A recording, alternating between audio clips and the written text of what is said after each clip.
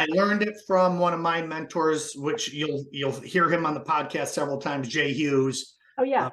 Jay, none of this would have happened at any level. I would not have had the podcast. I wouldn't have had the guests if it wasn't for Jay. Yeah. But Jay talked about, he goes, Michael, you're in Iroquois, you're in the Iroquois, country, you should know what seventh generation thinking is. I'm like, all right, I don't know that. I never learned it. What is it, Jay? And he's like, well, we need to be good stewards of the 7 generations that came before us. Yep.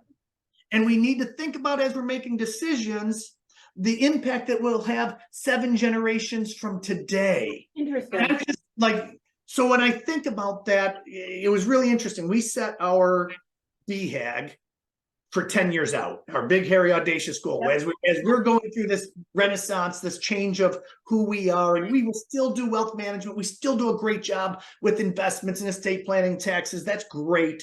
But our clients wanted to know, how do I build my business? How do I transition it? How do I, do the succession? Yep. So that's what we became experts in, next. Yeah. But I had a 10-year BHAG. I'm 55 years old, Right. and the world says at 65 I retire. So I had one foot on the gas and one foot on the brake, and it was stopping me from making really healthy, good decisions for what's the future of our business. Right. So we set our goal out to 30 years. Oh my gosh. Not be out here. So but what that's doing for me is creating a vision. Right. When we're making 3-year goals and 1 year and 90-day goals, that they connect to what we're trying to be when we grow up 35 years from now, when I'm not long running the show anymore. Right.